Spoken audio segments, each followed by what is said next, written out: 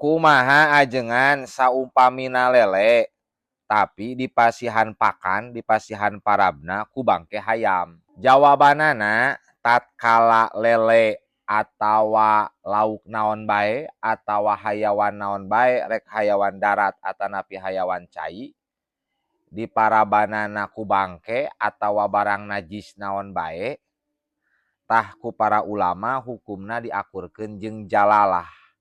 Hewan anu kalolobaan kadahareunna teh nyaeta kotoran.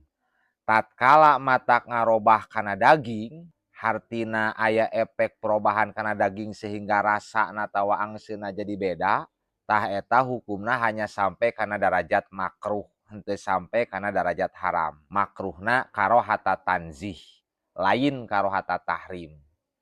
Tapi lamun henteu barobah eta si daging, tatkala lele atawa hayawan naon bae ngadahar bangke atawa barang najis naon bae henteu aya perubahan kana daging, tah eta mah henteu makruh.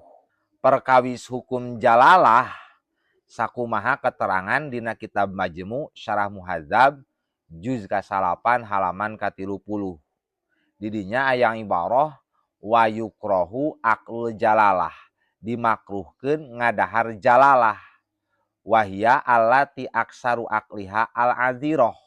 Jalalah teh nyaeta hewan anu mana kalolobaan parabna teh barang daharna teh nyaeta al-adziroh, kotoran atawa naon wae benda najis.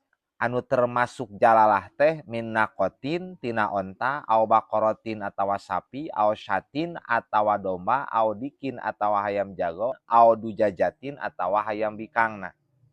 Pokona mah naon bae hayawan anu sok ngadahar adiroh, kotoran atawa benda najis naon bae disebutna teh jalalah. Tah hukum lele atawa lauk naon bae anu diparaban bangke hukumna sarua jeung jalalah. Hukum ngadaharna teh makruh.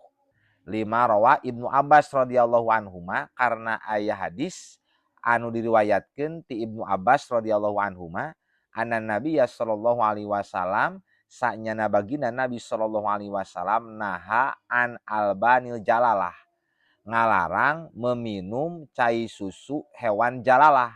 Modelkeun cai susu onta anu mana eta onta teh sok ngadahar kotoran atawa cai susu domba domba eta sok ngadahar kotoran. Kanjeng Nabi ngalarang. Ieu nahi di dieu teh henteu tertuju kana tahrim, tapi tertujuna hanya sampai dengan karohah, hukum makruh. Matak walayahrumu akluha, henteu sampai martabat haram ngadaharna. Li annahu laisa fihi aksaru min taghayyuri lahmiha, karena sanyana ieu si jalalah anu ngadahar kotoran atawa barang najis, ku ngadahar barang najisna eta henteu matak ngakibatkeun perubahan terlalu loba, terlalu banyak, terlalu dominan kana dagingna. Jadi perubahanna saeutik tatkala sok ngadaharan barang najis teh. Ceuk penelitian zaman harita. Wahada layujibu tahrim, ieu perubahan anu henteu terlalu dominan, anu henteu terlalu loba dina daging ku sabab ngadahar kotoran atau benda najis henteu matak ngawajibkeun, henteu matak netepkeun kana hukum haram.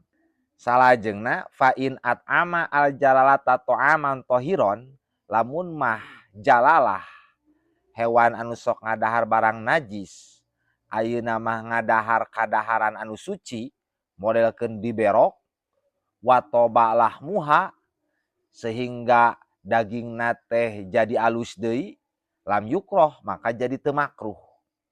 5 ruwiyaan Ibnu Umar, karena aya keterangan diriwayatkeun ti Ibnu Umar radhiyallahu anhuma, saur Ibnu Umar tu'alafu al jalalatu ala pantohiron, diparaban hewan jalalah dengan parab anu suci, in kanat nakotan arba'ina yauman, lamun bukti eta teh onta tah diberokna teh diparaban ku parab anu suci na teh nyaeta 40 hari.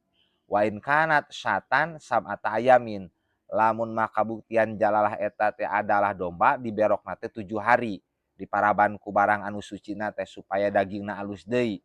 Wa in kanat dajajatan atawa dujajatan, lamun mah kabuktian eta sato teh adalah hayam, maka pas salah satu ayamin diberokna teh hanya 3 hari.